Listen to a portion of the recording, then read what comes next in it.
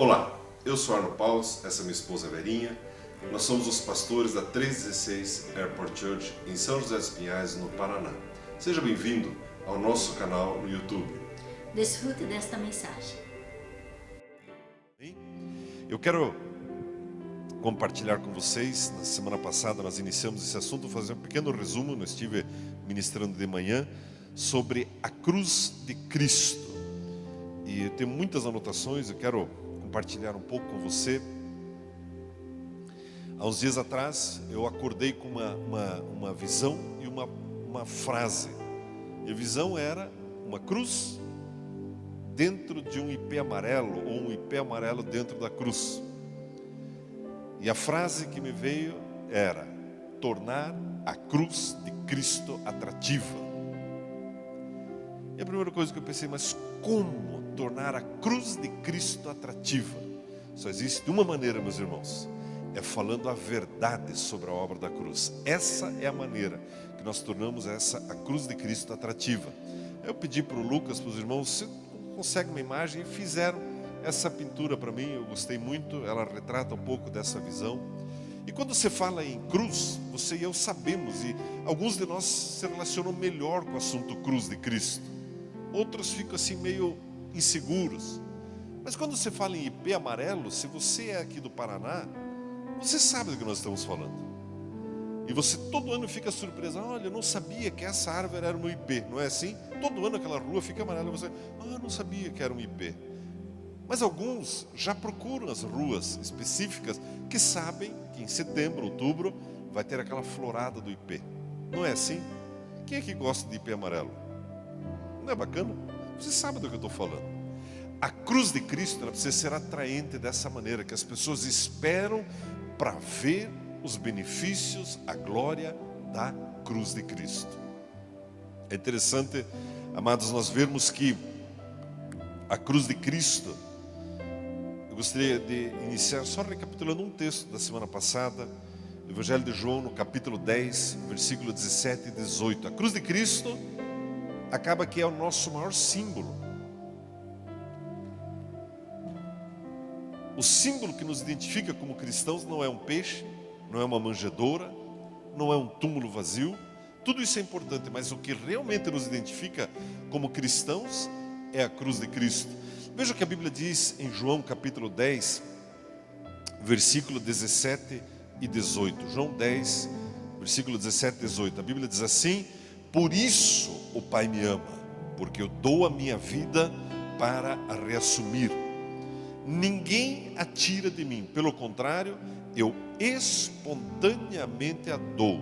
Tenho autoridade para a entregar e também para reavê-la. Esse mandato recebi de meu Pai. Os irmãos, a cruz de Cristo é tão central na história da humanidade que ela se divide antes e depois da cruz. A história da humanidade se divide ali. A nossa história se divide ali. A nossa história começa ali.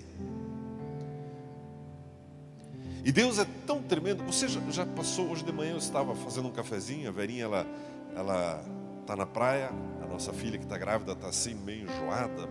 Eu estou feliz da vida, né? Fico vendo ela. Eu fico admirado, né? As crianças estão grávidas hoje em dia, né? Antigamente eram as mulheres casadas, né? Enfim. E ela está cuidando da nossa filha lá um pouquinho e tal. Aí eu estou lá fazendo o meu cafezinho de manhã. E aí, pensando nessa mensagem, orando, e me veio o seguinte pensamento que eu quero compartilhar com você. Você não fica aflito quando você quer explicar algo para alguém e fica feliz quando a pessoa entende? Ou quando você é injustiçado, ou quando alguma coisa... Você não fica assim... E quando você finalmente conseguiu explicar e a pessoa... entendi. Não é um prazer você conseguir explicar para a pessoa a tua posição, a tua intenção? Nem isso Deus pode fazer conosco. Ele trouxe a obra da cruz. Nós não damos ouvidos para prestar atenção o que significa e não demos para Deus nem a satisfação dele poder explicar no detalhe para nós. Ainda assim, ele enviou Jesus, e que foi para aquela cruz por você e por mim. Mas eu não entendo. Mas você nem dá chance para Deus te explicar. Não é uma coisa curiosa? Não demos nem o prazer para Deus se explicar, entre mil aspas, para nós. A cruz de Cristo, meu irmão, ela exige um posicionamento. A cruz de Cristo, ela exige uma decisão sua e minha. É interessante que alguns convites que nós fazemos para as pessoas seguirem a Jesus, às vezes parece mais uma promoção do supermercado, né? Olha, vem aqui, você vai ganhar isso, vai ganhar aquilo, mais aquele outro, e se você se comportar vai ter mais aquilo, mais aquilo, mais aquilo. Quando na verdade a mensagem é uma mensagem de renúncia. O convite é um convite de morte para o mundo e um novo nascimento. Compartilhamos na semana passada, só relembrando rapidamente, porque no começo as pessoas não usavam a cruz, depois exageraram e muitos usavam, e usam até hoje a cruz como superstição. Por que você carregaria uma cruz no seu peito? Você faria isso? Por uma única razão, para honrar o que aconteceu na cruz. Uma cruz não tem poder nenhum em si, não é isso que estamos falando. Nenhum misticismo na cruz. Mas o que aconteceu, o preço que foi pago lá, esse precisa ser lembrado. Há uns 10 anos atrás, mais ou menos, o evangelista Reinhard Bonk, ele veio, uma das vezes que ele veio para o Brasil, ele veio assim com um terno e uma camiseta. Nunca consegui usar isso um dia, preciso aprender essa moda, eu acho bonito, mas nunca consegui. Mas ele veio assim, e ele estava com uma corrente, depois eu descobri que era uma joia, e com uma cruz no peito. Ele veio, eu achei bonito, e à noite eu vi que ele guardou. Eu perguntei, por que o senhor guardou? Foi porque alguns cristãos se escandalizam. Eu falei para ele, mas eu não me escandalizo. Pode usar a cruz, pastor. Ele usou. E no último dia, no aeroporto aqui em São José, ele colocou algo no meu bolso, e ele tinha uma mão grande assim, ele colocou assim, um presente para você.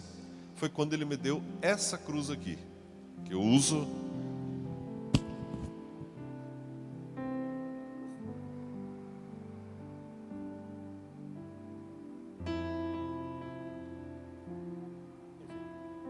Essa aqui.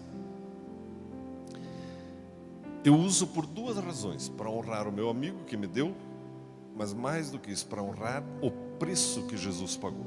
Não uso como superstição. Eu não saio diante dos problemas e pegando e fazendo assim, ou beijando, ou não sei o quê, mas para honrar o preço que foi pago. É interessante, meus irmãos, que tem crente que ao ver isso fica desconfortável. Mas não é pecado isso? Primeiro você já me fala de anjo, agora você me fala de cruz. Que igreja é essa? É a igreja da Bíblia, meu irmão. É a igreja que fala da loucura da cruz. Paulo diz isso em Coríntios, a loucura da cruz.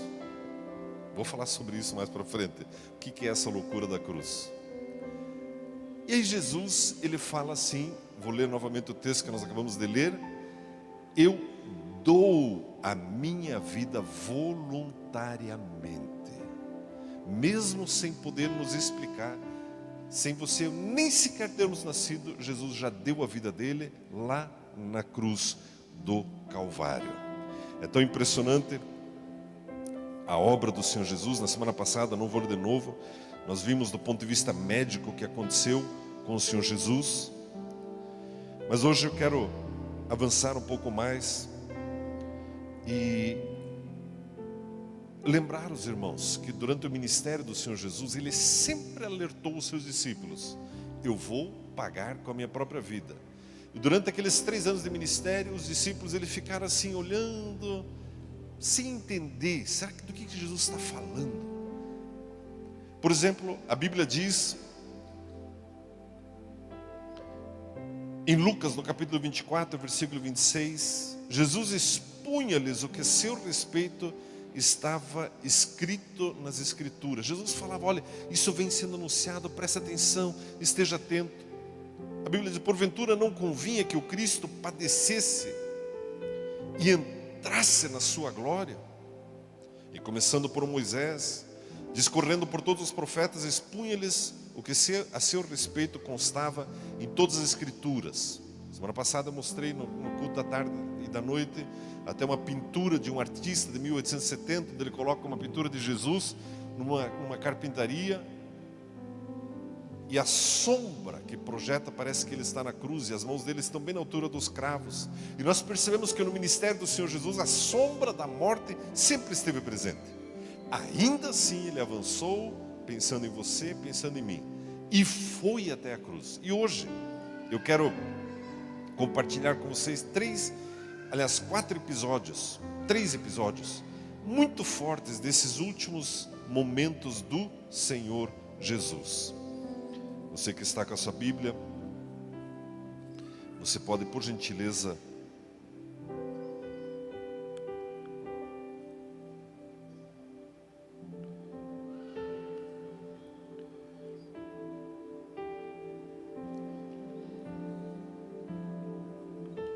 estou com tanto texto aqui, você pode abrir, por gentileza, a sua Bíblia em Lucas, no capítulo 12, o versículo 50. Lucas, capítulo 12, o versículo 50.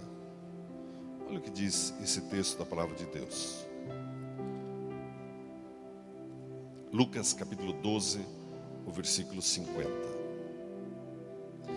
Tenho, porém, um batismo com o qual hei de ser batizado, e quanto me angustio para que o mesmo se realize. Eu quero falar um pouco sobre essa angústia do Senhor Jesus. E mais uma vez, é uma coisa curiosa, muitos de nós culpamos Pilatos, e ele teve a sua parcela de culpa. Outros culpam Herodes, que também foi culpado. Outros culpam os sacerdotes judeus, também foram culpados. Outros culpam os soldados que cravaram os pregos. Mas na verdade, nós todos somos culpados. Mas acima disso, Jesus, meu irmão, ele não foi morto, ele se entregou por você e por mim. Esse batismo que a Bíblia fala é o batismo na morte. Ele diz, sabe de uma coisa? Eu vim e eu me angustio para que chegue esse dia. Eu quero vencer esse dia, por amor a você e por amor a mim. É interessante que, indo ali para os últimos momentos da vida do Senhor Jesus, os últimos momentos, as últimas 15 horas do Senhor Jesus sobre a terra, olhando para os seus discípulos, e que a maioria não estava entendendo nada, assim como nós muitas vezes não entendemos essa obra de Jesus, ainda assim ele vai caminhando para cumprir o propósito do Pai. Você lembra quando Pedro repreende Jesus, diz, não, Jesus, quando ele fala que ele vai ser entregue, vai ser morto, e Pedro diz, deixa disso, Jesus. E quando Jesus fala, arreda de mim, Satanás, você não pensa nas coisas de Deus, mas nas coisas dos homens, era coisa de Deus que Jesus fosse morto no madeiro. Sangue inocente, era o único sangue que poderia pagar pela sua e pela minha culpa, único sangue. Se estamos aqui hoje, é porque Jesus pagou esse preço. E os últimos episódios, você que está com sua Bíblia, pode abrir no Evangelho de Lucas, no capítulo 22. É interessante nós vermos, amados, que a Bíblia diz, no versículo 15, desejei muito comer convosco essa Páscoa. E Jesus, ele está se preparando para a última ceia. E ali acontece uma coisa impressionante. E você deve se lembrar, deixa eu abrir o texto para você aqui, de como foram aquelas últimas 15 horas do Senhor Jesus. E se for possível, gostaria que você esquecesse uma vez mais tudo que está à sua volta e tente entrar e estar com Jesus naqueles últimos dias. É interessante, amados, que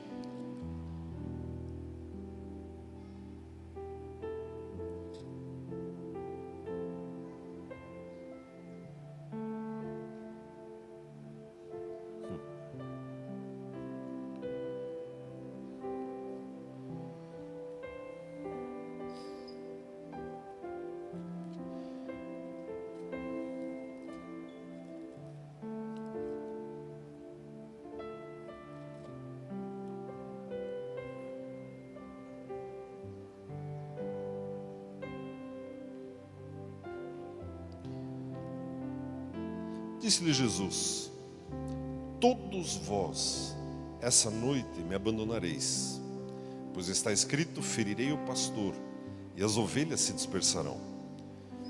Depois que eu tiver ressurgido, porém, irei adiante de vós para a Galileia. Jesus, ele falava coisas como eu fiz agora com vocês, ficar olhando assim, do que ele está falando.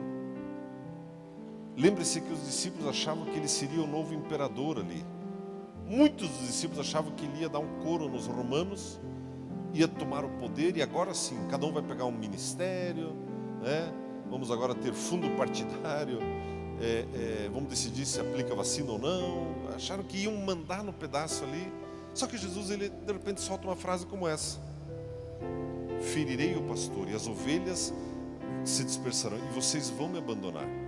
Aí você lembra que Pedro, né? Não, todo mundo, menos eu, onde já se viu, o que é isso?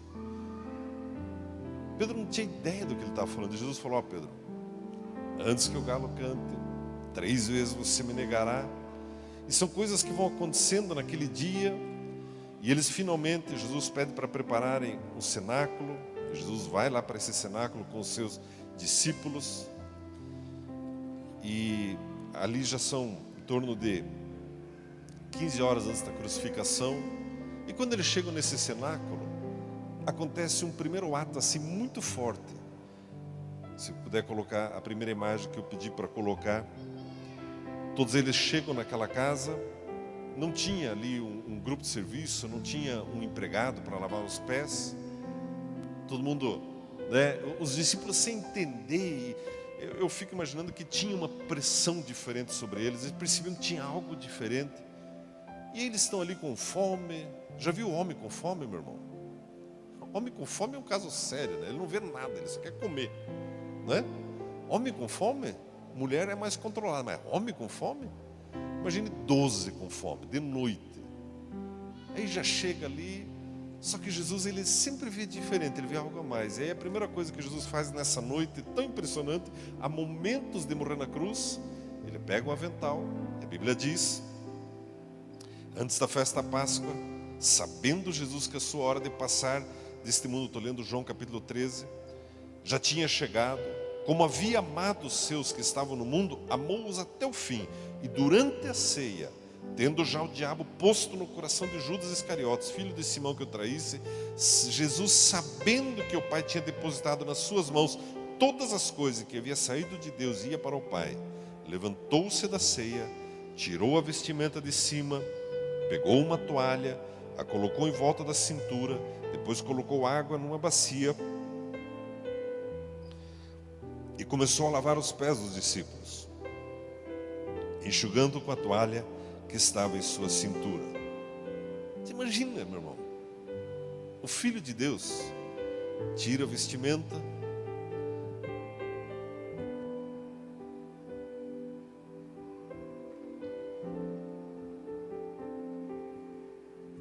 os discípulos olhando, o que ele está fazendo? Põe uma toalha na cintura e aí começa a lavar os pés dos discípulos. Mais para frente ele nos explica o que significa. Pedro diz: não, você não vai me lavar. Pedro, se eu não lavar os teus pés, nós não temos aliança. Olha o amor de Jesus, meu irmão. E ali, ao lavar os pés de cada um dos discípulos, né? Sei lá, o tamanho do pé de Pedro talvez demorou mais tempo ali. Não sei, talvez o pé do outro mais simples, talvez uma unha quebrada no outro, mas ali simbolizando os pecados e a comunhão com a palavra lavando o dia a dia, purificando, purificando, purificando. Jesus está naquele momento fazendo isso, ninguém estava entendendo direito o que aconteceu, e ali Jesus, ele nos traz um dos maiores ensinamentos. Ele diz: você quer ser grande? Sirva o teu próximo. Meu irmão, aonde que ficou isso na nossa história? Servir o próximo.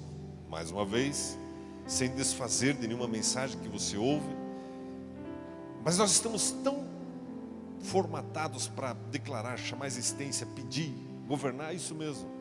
E aonde que está o servir o próximo? Quando foi a última vez que você se humilhou na frente de uma pessoa e lavou os pés dela? E lavar os pés significa perdoar a pessoa, dar uma nova chance, ajudar uma vez mais, erguer novamente, trazer uma palavra de consolo.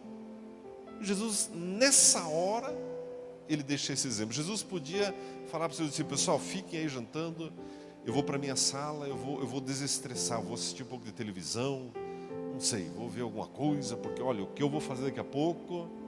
Aliás, vocês já deviam estar me agradecendo. Não, ele não faz, ele vai lá e lava os pés dos discípulos. Olha o quanto Jesus ama você. E de novo, ninguém entendendo. Pedro então, não vai me lavar. Não, então lava tudo. Não, não precisa lavar tudo. É interessante, amados, que Jesus, Ele sabia exatamente o que estava fazendo, e ele estava preparando os seus discípulos e preparando a igreja para a morte que viria, porque haveria uma ruptura, haveria uma separação. E ele está preparando os seus discípulos. Eu fico imaginando aquela água geladinha nos pés daqueles homens, e eles se lembrando daquilo depois, e talvez lembrando: uau, eu tive essa oportunidade com Jesus. Eu nem parei para ver o que Jesus estava fazendo, eu continuei comendo a minha coxa de frango lá.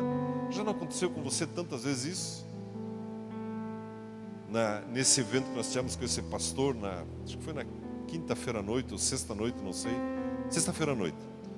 Já estava tarde, e já estava terminando, e aí eu disse: acho que eu já vou para casa. O pessoal já estava saindo. Eu disse: não, eu vou ficar até o último suspiro. E que presente! Porque o pastor foi lá na minha sala e trouxeram lá um pai de um bebê que está enfermo, lutando para viver há 7 meses. E eu estava ali presenciando a oração que ele fez pelo bebê. Fazia tempo que eu não via uma oração dessas.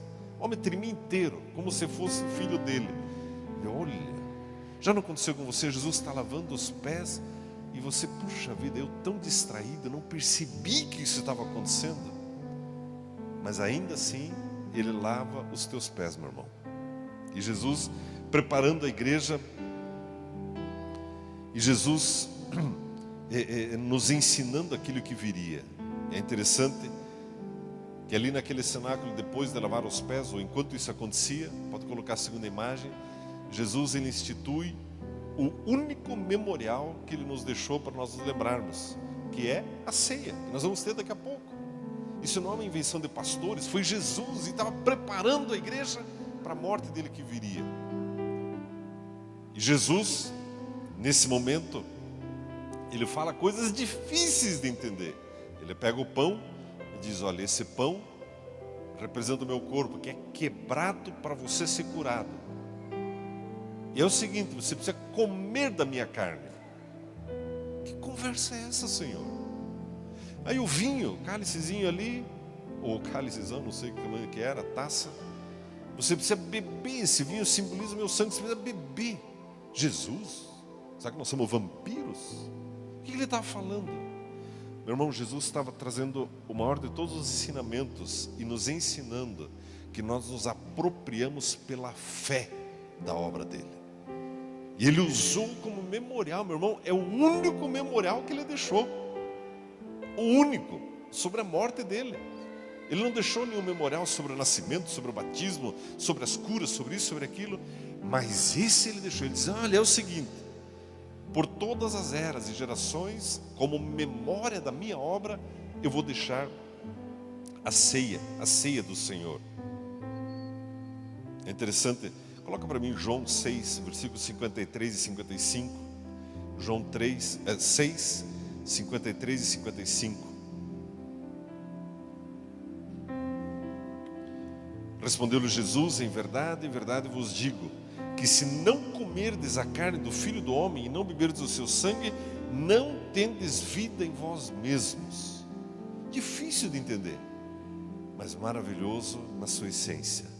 O amor de Jesus. Ele dizendo: olha, é o seguinte, eu vou dar o meu corpo quebrado para que vocês sejam curados. E eu vou derramar o meu sangue para que vocês sejam perdoados. E Jesus, ele institui o memorial da ceia.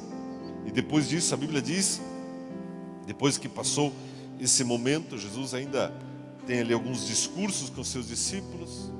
Eles cantam um hino, e agora então eles vão para o próximo passo. E ali foi a última vez que Jesus viu o pôr do sol antes de ir para a cruz. E a Bíblia diz que os discípulos estavam distraídos mesmo, porque a Bíblia diz, pouco mais adiante, que eles estavam com sono. Agora imagine Jesus com os seus discípulos andando, não sei que horas era isso aqui, mas já era de noite, pelas ruas de Jerusalém, aquele silêncio. Vamos para onde, Jesus? Vamos por Burger King? Não, pessoal, nós vamos orar. Aliás, que iniciativa endemoniada, né? Eu vi que eles ganhavam um sanduíche quem se vestisse de bruxa. Eu passei ontem ali e falei: vou abençoar o McDonald's então daqui para frente, né? Não é possível um troço desse, mas enfim. Quando finalmente eles chegam no Getsemane, que era um dos lugares favoritos de Jesus, e naquele lugar acontece uma coisa tão tremenda, tão tremenda. Você conhece o texto, Jesus, ele fala com os seus melhores amigos e diz, vocês não querem orar 1 hora comigo? Lembra desse episódio? Tudo acontecendo por amor a você e a mim. Ele já não tinha entendido a ceia, já não tinha entendido o lavar dos pés. Agora Jesus quer fazer uma vigília ainda. Jesus, nós precisamos dormir, Jesus. Amanhã nós temos programação. Amanhã tem que estar cedo na igreja, Jesus, né? Amanhã tem culto no batel. Amanhã. E Jesus, pessoal, 1 hora de oração. E você lembra do texto? Jesus voltou 3 vezes. E a turma...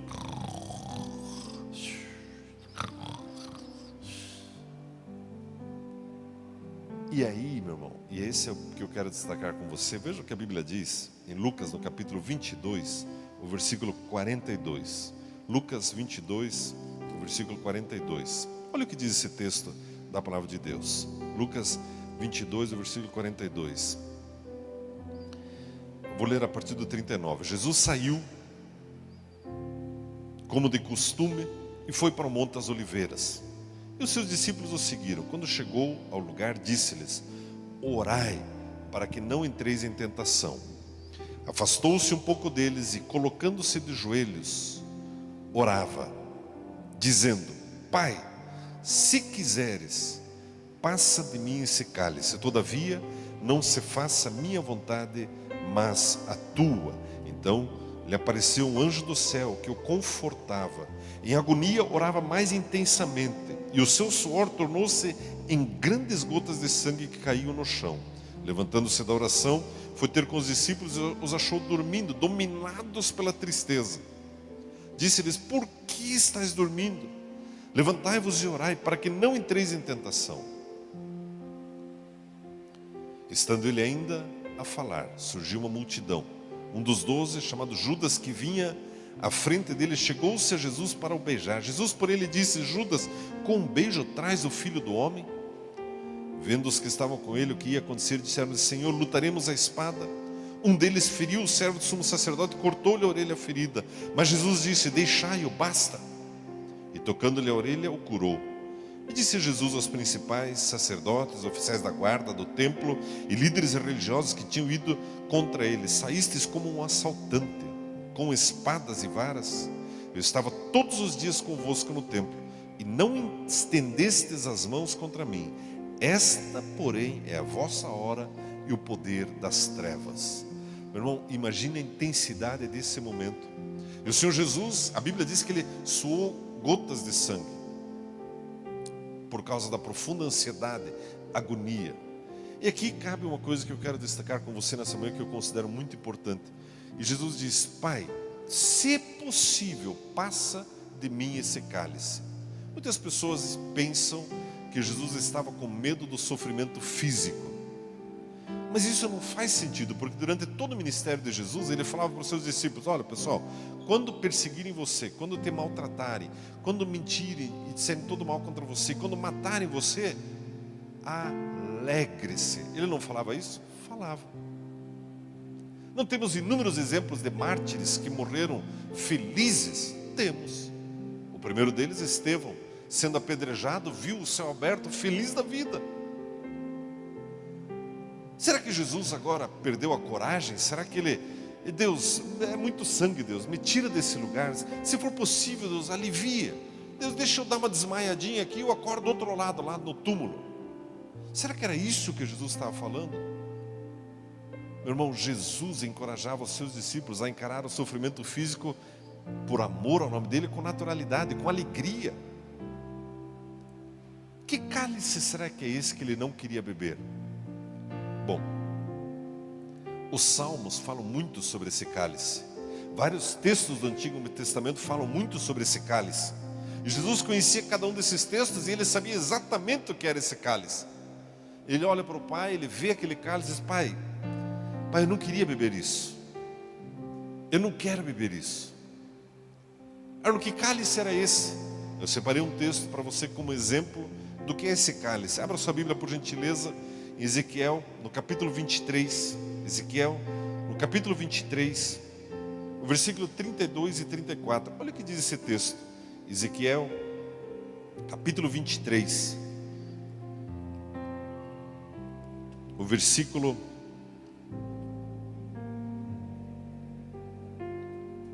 32 ao 34. Olha o que diz a palavra de Deus nesse texto.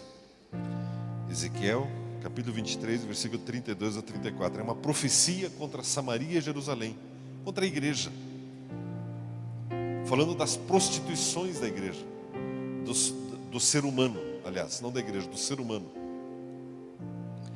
E o versículo 32 diz assim, o 31, aliás: no caminho de tua irmã andaste, por isso entregarei o teu copo, o teu cálice na tua mão. E assim diz o Senhor Deus: beberás o copo de tua irmã, o cálice, fundo e largo.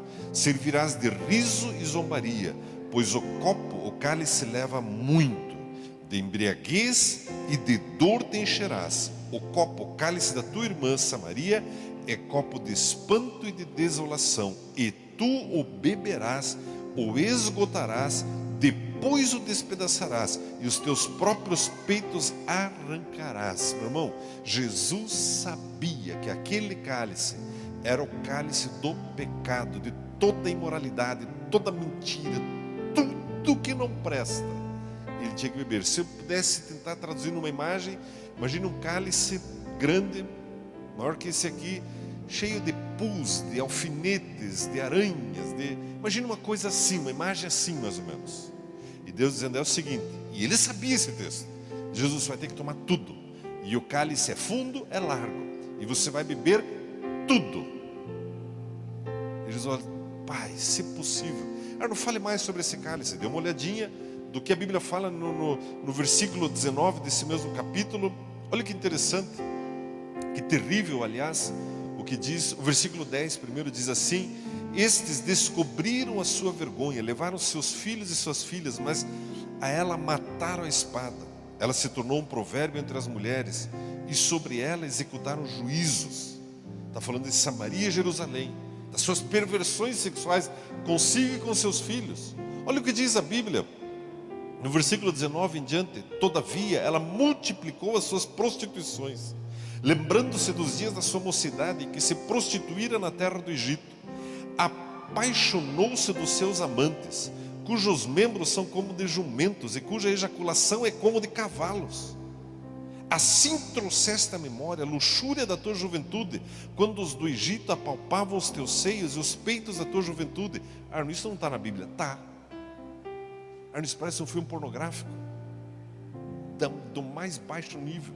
Está na Bíblia. E o profeta denuncia os pecados do ser humano, coisas assim inimagináveis. E Jesus sabia disso. E ele diz: Pai, eu não quero carregar esse peso, eu não quero beber esse cálice. As mentiras tuas, as páginas da internet que você acessa, os pecados, aquilo que você faz escondido. E o Pai diz: você vai pagar o preço e vai beber o cálice todo. E Jesus diz: Pai, se possível, afaste de mim esse cálice. Por quê? Porque ao beber esse cálice, Jesus estava tomando sobre si todos os nossos pecados, as maiores imundícias. Olha o que esse texto diz: as maiores imundícias. E ao fazer isso, o Pai, que não coaduna com o pecado, tinha que virar as costas para Jesus. E ali interrompeu-se a comunhão de Jesus com o Pai. A Bíblia diz que ele levou 3 horas de trevas, da hora sexta à hora nona, mais ou menos do meio-dia até as 3 da tarde.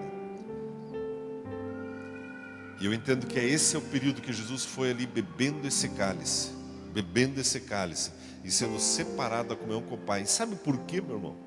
Por amor a você, por amor a mim. E ele lá indo agora para a cruz, meu irmão.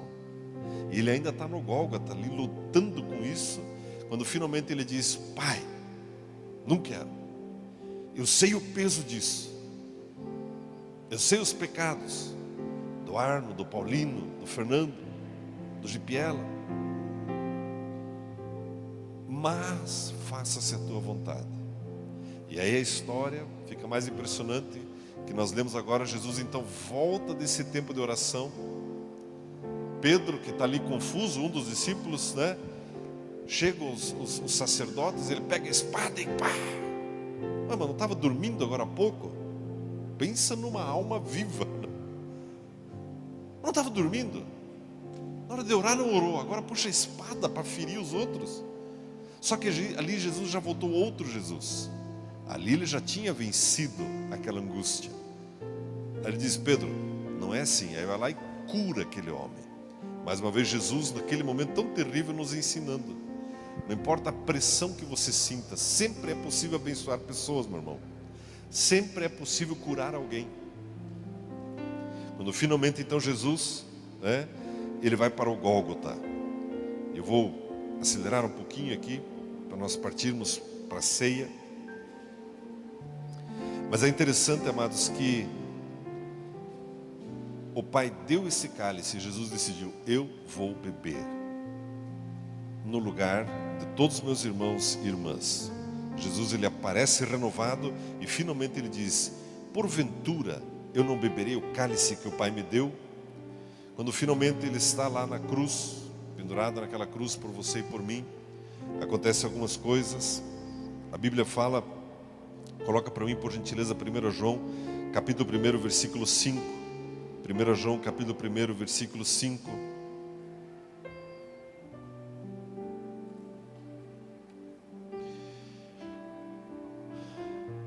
Ora, a mensagem que da parte dele temos ouvido e vos anunciamos é esta: Deus é luz e não há nele treva nenhuma.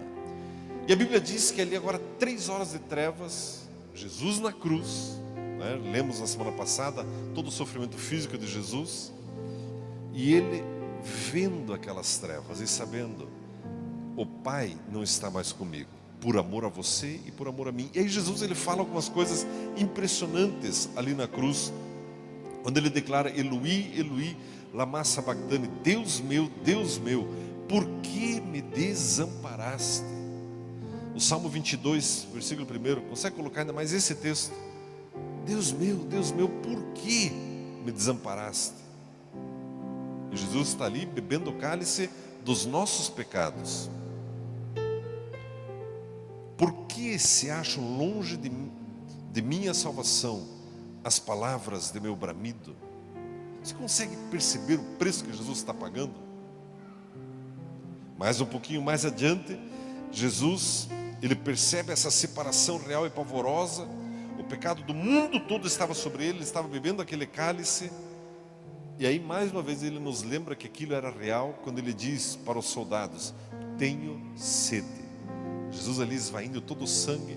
Algumas pessoas dizem: não, você sabia que tem teólogos muçulmanos, eles dizem que Jesus desmaiou na cruz e acordou lá no sepulcro, ele não sofreu tudo isso? Mentira, irmãos. Aqui ele mais uma vez lembra a humanidade, ele diz: eu tenho sede, revelando novamente a natureza humana dele. Deus morrendo por nós, mas homem morrendo por nós. Pouco mais adiante, Jesus, ele declara uma outra frase, quando ele diz: está consumado. Pai, nas tuas mãos entrego o meu espírito. Irmão, esse preço foi pago na cruz do Calvário por você e por mim. É tempo de valorizarmos isso. É tempo de pregarmos isso. É tempo de aprendermos sobre isso. É tempo de tornarmos a cruz de Cristo atrativa, meu irmão. Não dá mais para ficar dormindo quando Jesus pede para você orar. Não dá mais para estar distraído quando Ele lava nossos pés. Não dá mais para ficar em dúvida se toma ceia ou não toma ceia. Meu irmão, nunca engrosse essas fileiras. Acho que eu não vou tomar ceia, porque não sei, porque... Meu irmão, foi Jesus que instituiu. Foi Ele que deixou o memorial. E quando Ele declara: está consumado, Ele estava seminu em uma cruz, esticado, derramando todo o sangue dele e bebendo o cálice dos nossos pecados. Esse é o Jesus que você e eu servimos. É o Jesus que nós amamos. Isaías 53:7, último texto: como o cordeiro foi levado mudo ao matadouro, como ovelha muda perante os seus tosqueadores, ele não abriu a boca. Meu irmão, Jesus ainda fazia oração: Pai, perdoa-lhes, eles não sabem o que fazem.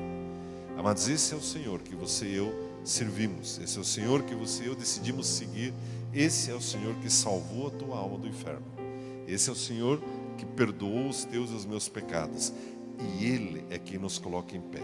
Você recebe essa palavra? Esperamos que você tenha sido grandemente edificado com essa mensagem. Venha nos visitar em um de nossos cultos, aos sábados às 19h30, culto de jovens, aos domingos às 10 horas da manhã e às 18 horas. E também inscreva-se em nosso canal no YouTube.